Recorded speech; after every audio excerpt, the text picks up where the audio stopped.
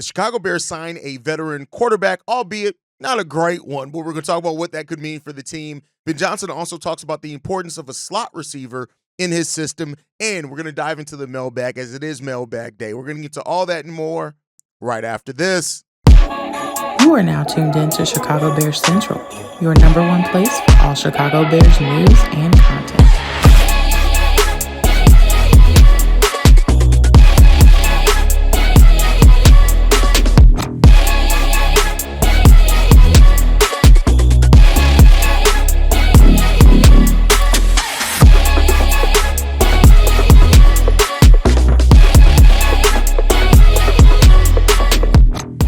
What's going on, Bears fans? Welcome to another episode of Chicago Bears Central, your number one spot for everything Chicago Bears related. I'm the host, Sarah Hayes, but more importantly, you guys can follow the channel at Chi Bears Central on every social media platform we happen to be on. With that said, let's go and get into this content for today. So the guys dropped an emergency video yesterday after the Chicago Bears signed Case Keenum. And this is a deal where the Chicago Bears are getting in a veteran quarterback on a one-year deal. No, he's probably not going to pass up Tyson Bagent. I've already seen some comments on that, and if Tyson Bagent could be traded or whatever.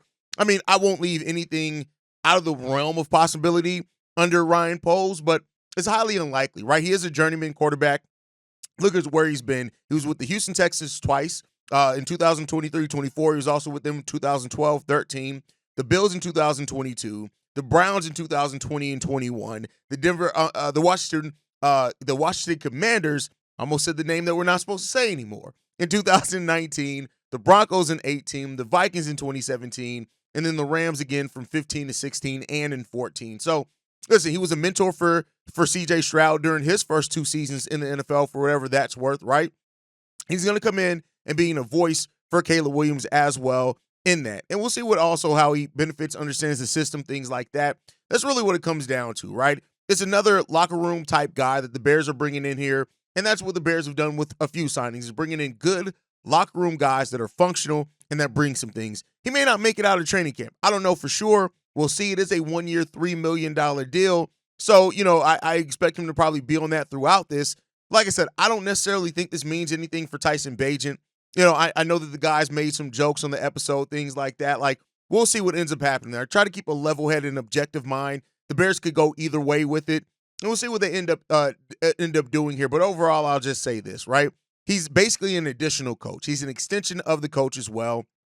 And I think that's a solid thing to bring in here, right? A lot of people had asked, will the Bears sign a veteran QB? I didn't think they spent a lot of money on one. They're spending $3 million on one, which actually for veteran QBs isn't a whole lot of money. And, I've seen people say that this is a upgrade to the backer role and things like that. Like, I'm not down on Tyson. Like I've said before, I'm not necessarily down on Tyson Bagent. I think the people that think that he can take over the starting position for Caleb are a little crazy, but I'm not necessarily down on Bagent. Keenum's going to come in here and be a guy. And I don't mean that as a slight. You sometimes just need guys on the roster. I would not be surprised if maybe we don't even hear about it this season, but maybe a year or two down the road, Caleb Williams says, no, we had Case Keenum on the team. He really helped me in my second year understand the system. He helped my curve. And that's probably what's going to help there, right? Over that learning curve. And so I like the move. It's a solid move. He's a guy that's coming into that. I think it's going to be really good, right? And bringing in some guy with experience for your second-year quarterback, I'm never really going to slight that and look at that as a bad move. And we'll see what comes from that going forward, right? But with that said, we're going to talk about Ben Johnson, who's been talking a lot lately. And like I said, I love Ben Johnson's mind. I love the way he talks about football. I love the way he communicates things. And he talked about the slot receiver role. He said this: I think that's to be determined. It's a little bit different now. Can DJ Moore play inside? I think he can. Jerome Odunze play inside? I think he can. Both these guys showed those traits last year on tape. To what degree? I don't know yet. We have to hit the grass and see what they're really capable of and what they do well. I feel really good about the two guys we brought in free agency and what they bring to the table. And so that's what he talked about in regards to the slot receiver, right? And with that, like, here's the thing. I think that when you look at the slot receiver under Ben Johnson and his offense in Detroit, and again, I know it's not going to be exactly one for one, right? But it was one of the most productive positions under Ben Johnson. So that's why I think you see the Bears, right? Running back, slot receiver, like you see them address those in meaningful ways. Case, right, is going to be one of those guys. Could you address it in the draft? We've heard some rumblings. We don't know for sure, but it is something that could be out there. Having the dual running backs, right? That's a big thing under that as well. They're going to make sure that Caleb has every weapon at his disposal possible. And that's how Ben Johnson really thrives at, is having productive players at key skill positions and seeing what it's going to bring to the team. That's what the Bears are trying to do here. And I think that is a really good idea as well, right? The Bears making 2 signings yesterday. Miles Boykin, when it came down to it. And I think that's as well. They brought in Miles Boykin. They brought in cornerback Sean Wade as well. And I think that's something that the Bears are now filling out with solid veteran pieces, right? Depth pieces that you may not have to use a whole lot, but bring something to your locker room. Bring something to your thing. It's just loading up the weapons. That's what they're really doing here in Chicago. They are loading up every weapon possible. And for that, how can you be mad at that? And I think you finally have a guy in Ben Johnson who you could trust to use that. Even Ben Johnson saying, yeah, they look good on tape, but we want to see what they can do on grass. You know what that is? That's because under Shane Waldron and Luke Getsy, you never know what people could bring, right? So to me, that just shows that what the team is looking at right now is is they want to reevaluate everybody. They don't want to assume things that they saw good or bad are going to maintain because Ben Johnson's here because the coaching was bad, right? So yeah, he's going to want to see guys what they look like under him and under the coaches that they're bringing here, the system that they're bringing here. So I think when it comes down to it, man, that's overall really good, right? I think also when you look at this as well, one thing that the Bears are going to do is they're going to try to maximize on every talent that they have here. And if they don't feel like they can maximize those guys or they're not bringing what they want, don't be surprised if some names that we've heard that we probably didn't think about are moved on in a year or two. We'll see how that ends up shaking out, but I think that is on the table as well for the Bears, and we'll just see what happens down with that, right? Now, we also got some comments in regards to, from Adam Hogue, in regards to Ryan Poles and his comments on the tackle position, which is a big one, saying this. Poles was very candid on Hogue and Johns about potentially adding another left tackle to the mix. And with Braxton Jones likely to be limited into training camp, it would be surprising if Kieran Amagaje doesn't have any other legitimate competition during the offseason program.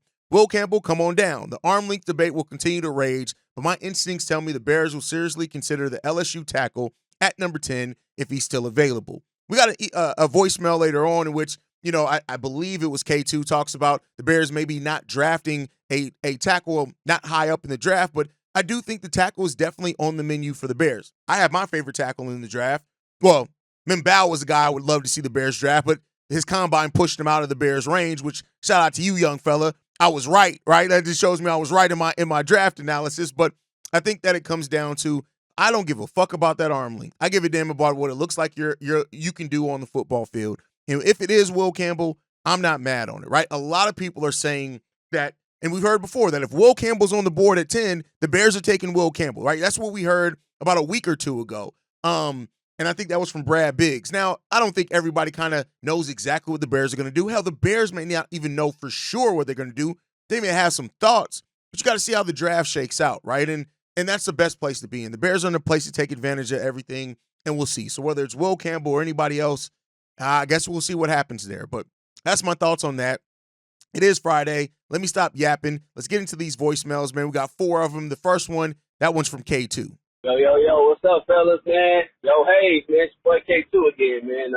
Just calling back in, bro, because I just got another quick take I want to get off my mind, man. But first, I want to say that thank you, bro, for showing me love like that, man, telling me I'm, saying that I'm one of your favorite people, bro. I mean, I don't deserve that, man, but I'm truly honored to, to be somebody who you feel that way about, man. I really appreciate it, bro. Thank you for that, man, and always love on the other end. Real quick, man, I just want to talk football, bro, because after listening to Ben Johnson, right, talk about how he felt about Braxton Jones, because what he said was is we want to challenge Braxton to gain a little bit of weight to be stronger in the pass protection. To me, that just seems like they want to go with him at left tackle, bro. Now, of course, they will still. And I know for sure they will draft somebody to challenge him at that position. But it just seems like they want the veteran and they want to coach him up and they want to be tough on him, and they just want to make him better, bro, which is good, which is great. Which is why I believe at number 10, they're going to draft a defensive end, bro. And I just, in my heart, feel like it's going to be Jack Sawyer because it makes sense. Look at what Detroit did, bro. Detroit drafted Aiden Hutchinson, and he was a phenomenal rookie at the defensive end position, bro. Like, Ben Johnson understands he needs that. We need that, bro. Like, we ain't had dynamic pass rushers in a minute, bro. And our defensive line, to me, still needs work, bro. Like, I feel like we need a little bit more depth. But we also need another star player that's just bona fide at that defensive end position, bro. Especially with bringing in Dio and Grady. You know what I'm saying? Like, that's good pieces, bro. We just need one more solid defensive pass rusher, bro. And I feel like Jack Sawyer is going to be that guy. Now, once again, I could just be talking out my ass. But I just feel like it makes sense to go with defense at number 1 because our second and third pick is going to be offense no matter what, bro. Especially after what they did with our offensive line, bro. It just makes sense, man. I don't know, man. Just let me know what y'all think about it, man. I hope you're having a good day today, and I hope always you're having a greater weekend, man. As always, Chicago up, man out, man. Love y'all, man. Praise God. Challenging Braxton. Here's the thing. I think you kind of, yes, he did talk about Braxton coming in and challenging him, but he flat out said that they want to bring in competition for Braxton. So I don't think you can overlook that. Now, if they do draft a DN at number 10, it's not going to be Jack Sawyer, bro. Like, Jack Sawyer, there are 10, and I checked 4 different mock drafts to make sure I wasn't tripping, right? There are 10, count them, 10 defensive ends rated above Jack Sawyer. So even if you did a draft of all of just defensive ends, he still wouldn't be number 10. So I get what you're getting at as far as drafting defense first. But I think that if it's not going to be Jack Sawyer, if they take a defensive end that early, and it would be a bad use of assets. Jack Sawyer can probably be gotten in the second or late second to third round. And because of that, I think that the Bears could wait, right? Is 41 maybe a little high? Maybe. We'll see what happens. But, you know, I'm not saying that Jack Sawyer isn't worth a pick by the Bears. I'm saying that if you think he's getting drafted at number 10, bro, you're kind of jump-starting some things. And again, I'm not saying that you don't like him. I'm not saying that he can't end up being one of the best defensive ends to come out of this draft. He's just not going at 10. That's just not going to be a good use of assets. That would be such a huge reach that I just don't think it would be good for the Bears if they were to. So I think that if Jack Sawyer is drafted, which again, I'm not knocking your thought of him coming to the Bears and being perfect for the Bears, you don't have to do that at number 10, K2. That's all I'm saying there. But, you know, we'll see. And there definitely will be some competition in here for Braxton as well. All right, let's go to the next one, man. This one's from Darius. What's going on, guys? Darius from Dallas, man. I just want to comment on y'all's last live episode there where you had all 4 of you guys on there. Yeah, man, I wanted to talk about that question that you brought up as far as what's the safest pick. I don't think it's a particular player, but I think it's left tackle. I'll just say a position. Left tackle is definitely the safest pick. And either way it goes, we're going to be in a position to do that. I think it should be Mailbag from Missouri, but we either getting him, the left tackle from Ohio State, Simmons, whatever his last name is, or we getting Campbell. I think that's going to be the safest way to go with that. I mean, and one of them 3 are going to be available. So we might as well just go ahead. Let's get the offensive line out of the way. All right. If we get to the end of the season and, you know, whatever our problems, you know, wherever holes we need to fill at the end of the season, as long as that offensive line and defensive line is good, it don't matter. Who do I really want there? Like I said in the beginning, I want James Pierce. But there's a lot of good options we got. This is the first year in a while where we've been sitting here and we got so many different ways we can go with this. You know, we can go Will Johnson. You know, I want to go defense naturally, but if we go offense, man, the safest pick is definitely left tackle. As far as the Genty thing, man, like I do think the kid is special, bro. I really do. And typically you would bring a running back in after you fix the offensive line, which is what we did. So we wouldn't necessarily be doing that in the wrong order. But in this draft, when you have so many good running backs in this draft, man, like more good running backs in this draft than any other one I've seen, I feel like it's like going to a cattle auction. I know y'all ain't got no cattle auctions up there in Chicago, but when you go to a cattle auction, you don't just come in and just buy the first bull you see.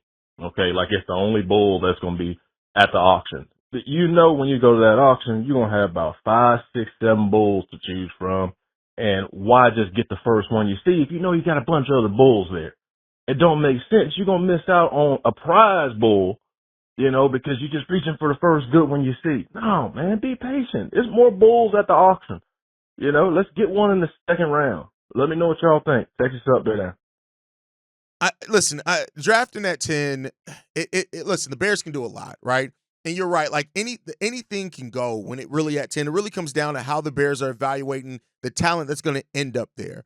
So, and I know I've been saying that. I probably sound like a broken clock on that. I try to find a different phrase to use, but the Bears really can do anything at number 10. Now, as far as running back, I agree with you wholeheartedly, right? I don't think you need to trade up for a running back. I think the running backs in this draft, that there's a lot of comparable talent. Of course, Genty is projected to be higher. He's projected to be the best out of that. Mari Hampton's a little below him. But even Hampton, right? I don't rate the guys that are going in the second round that much above Hampton either. Now, I will say this. I'll fight back on your thought process just in this one way, right? Is that I get what you're saying, that you may get a prize bull later, but what if the first one you see is the prize bull, right? And that's a question that you have to ask in the draft as well. But I think with running back being as deep it is in this draft, the talent pool in this draft, even if Ashton Genty ends up being the best running back in this draft, I don't think you'll be mad at a Hampton. I don't think you'll be mad at a Travion Henderson. I don't think you'll be mad at Quashawn Judkins. Caleb Johnson is where you start getting to the area where I'm like, he'd have to really, really hit on that potential. But I think overall, like the Bears at the running back position have so much that they don't necessarily have to, unless they just, if they think that Genty is going to be head and shoulder, a generational level running back, and you get him at 10, it can look like a steal. If Genty ends up just being slightly better than the other ones, it can look like you reached a little bit, right? That's the part of the draft that you got to play with that and hope that you end up getting that evaluation right. And let's hope that the Bears do. All right, let's get into this next one, man. This one's from John Johnson. Bobby, C-Dub, hey, Steve-O, Kev, how y'all guys doing, man? I don't see Steve-O and Kev on here in a long time, but hey, I'm going to ask y'all guys a question. I know who I want to pick. I know who I want the Bears to pick in this upcoming draft. I got my own little personal beef and agenda on this stuff right here. It's for John Johnson from South Carolina. I want y'all opinion. If y'all could pick anybody that y'all want the Bears to pick at number 10 in this draft, who would it be? My opinion, I want Austin Genty. Now, the only way I think we're going to get him, we got to move up in the draft. We got that edge rusher. I can't remember his name, from Georgia. Him, I like him too. I like Graham. But Austin Genty, that's my guy. But I want to know what y'all think about it. If y'all could pick any player in the draft, everybody, Steve-O, Kev, C-Dub, Bobby, everybody. If y'all could pick somebody that would go in the first round, who would y'all pick? All right, it's your boy John Johnson, South Carolina. Signing out. Chicago up. And hey, Chicago up. That's all I can say. I don't think the Bears should move up to get Genty. So I don't think that. Listen, I'm all for Genty if they want to draft him at 10. If that's the way they evaluate him, I'm giving them trust this year. But you don't move up because the running backs below him are so good still. You don't want to trade up and have to give up an asset now or in the future. I just don't think you want to do that. If he's on the board, great, make that tough decision. If he's not on the board, I think you can wait and get a damn good running back as well, a running back that could very well be our number one running back for years and years to come, still later in this draft. So that's what I think, right? Now, if you're asking, which we did do a video on, by the way, you probably left this before our live stream on Wednesday night, I believe it was, but we all did our favorite picks. But if you're just going anybody, right? Mbal is still the guy that I would love in the first round. I think he fits what the Bears need at position. He fits the mentality. He has that mindset. He fits in. He can learn behind the veterans we have here. But if you're so that's just in a vacuum, right? But if you're talking about guys who could potentially be there at number 10, like I said, I still would trade back for Josh Simmons. That's just my personal opinion. If Will Campbell's not on that board, if he's there, you take him. But I'd take a solid look at Tyler Warren as well. It'd be very, very hard to pass up on Tyler Warren if he's there at number 10. The Bears got to make sure that whoever they take is going to be damn good because I think Tyler Warren is going to be – I think Tyler Warren has top 5 potential tight end in the league, maybe higher than that. Like, Tyler Warren could be so fucking good. And excuse my French on that, but he could be so good that, you got to really be worried if you're going to pass up on that. So that's what I think. We'll see what the future does hold, though. Thank you for leaving the voicemail. Let's get into this last voicemail, man. This one is from... What up, Cognac boys? What it do? This be your boy Fred, man. Shout out to C-Dub, Bobby, Hayes, Steve-O, Big Cash, man. What's going on with y'all, fellas? I hope everything's going well with y'all, man. Number of abundance, prosperity to y'all. Hey, I just want to talk about the draft. I know I ain't called like that. Because I'm just not, feeling what the media somehow who the Bears should get, who the Bears should get in the draft. I ain't with all that bullshit. I'm just waiting to see when draft day come, man. And my humble, honest opinion, if you ask me what the Bears should do with the number 10 pick, and this is me, my opinion, honestly, I think the Bears should go ahead and draft Will Campbell if he falls there. Because if you think about it, we can get a running back in the second round. This is a deep running back class. So we can get us a good, solid running back in the second, third round, or whatever the case may be. Because at this point, I'm over Braxton Jones. He can't stop the bull rush. He can't hum, sing, or skip a beat. You know what I'm saying? So at this point, Braxton got to go. Braxton can be on the bench because the Bears not going to pay Braxton Jones all that money. Because if Braxton Jones was a true dominant left tackle, then he could have been possibly up for a contract next year. But I'm okay if we missed out on Jensen. Even if we missed out on a dude Carter. As long as if we get Will Campbell or that boy Simmons, that's fine because I'm looking at it like you want to protect your quarterback. Especially, he went through getting sacked 68 times, last season, some of them was on him. But at the end of the day, you want to make sure that your O-line is good, that it's right. So that way, you know what I'm saying, you can protect your quarterback way better, what you've been doing over the previous years. Now, defense, yeah, we can get another safety, you know what I'm saying, because we don't know how it's going to be with Brisker, because it's like a 50-50 with Brisker. And I'm a fan of Brisker, and I like Brisker, don't get me wrong, but it's a 50-50 with him at this point. So I'm okay with us getting another safety and everything. And as far as Stevenson, I think the Bears should trade Stevenson. Maybe he'll get it together this season. I don't know, because that boy Terrell Smith played better to me, in my opinion. And I think Terrell Smith should start on the opposite side of Jalen Johnson, though, fellas. I mean, y'all probably still, trying to give Tariq Stevenson a chance. I can be wrong, but I was pulling for him, and I was happy we drafted him because I've seen something in him. But now it's I don't know, man. Got a question mark on him. But let me know what you think, fellas. Chicago up, bet out or nothing. All right, so first of all, as far as Braxton, I think that you got to bring in competition for Braxton. If Braxton ends up playing amazingly well, whatever else it is, we'll see, right? But I don't think that they are going – I personally think, like you, I think the writing's on the wall for Braxton. I think even if Braxton does play good, unless he's willing to accept a lesser contract, I think the Bears just have to move on for Braxton. I don't think you can pay him. I don't think he showed enough to do that. That's my personal opinion, but we'll see what happens there. I think overall, Braxton, he's been okay. He's been okay, but he hasn't been great, right? Now, as far as you saying Stevenson, here's the thing. I went over the numbers. Stevenson was a top half of the league in quarterbacks, cornerbacks. I think everybody now, the thing with Tyreek and the head case part of it and all that could be great. But listen, Terrell Smith wasn't better than Tyreek Stevenson to me. Now, Terrell Smith is still damn good. Make no mistake about it. And I love having him there. I love having all of those guys there. A cornerback crew can be so good. But let's be clear. Tyreek Stevenson, 13th in solo tackles, 28th in assisted tackles, 11th in forced fumbles, 39th in stops, 197th in missed tackles, which is low. You want to be low in that number. That's at 122 qualifying cornerbacks in the league. So look at that. He only allowed for a passer rating of 83.2. That again, the lower numbers, the better here. 146th in the entire NFL. Again, he's in the top half of the league. 6th in pass breakups, 83rd in total pressures, 44th in receptions allowed. This dude played really good last year, and that's with him playing the 41st most snaps of any cornerback in the league. Tyreek Stevenson is still a good player, and I hate that people and it's his own doing. I'm not saying that somebody's missing something.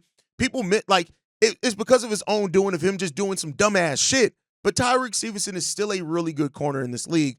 And so I listen, if they go Will Johnson or something like that, maybe we'll see what happens there. But and I'm not against Terrell Smith getting more opportunities as well. Terrell is still damn good too, right? I think we got so much depth there, and hopefully now Dennis Allen's going to use that depth better than what's been had at the last couple of years. My personal opinion, we'll see what happens here, man. And overall, we'll see what happens is all I can say, right? But thank you, as always, Fred. Love hearing from you. Glad the season's coming around more so we can hear from you more often. But that's my time for today, guys. Make sure you guys are following us at Shy Bears Central. You can send us any feedback, questions, comments, concerns. ChicagoBearsCentral@gmail.com. Lastly, if you want to leave a text message and or voicemail for the mailbag, the number to do so, 773-242-9336. We are the number one spot for everything Chicago Bears related. That's thanks to you, lovely and beautiful people. And like I like to end every episode on, Chi-Town up, but Bear down. Love you guys. Peace, y'all. This has been a presentation of the Break Media.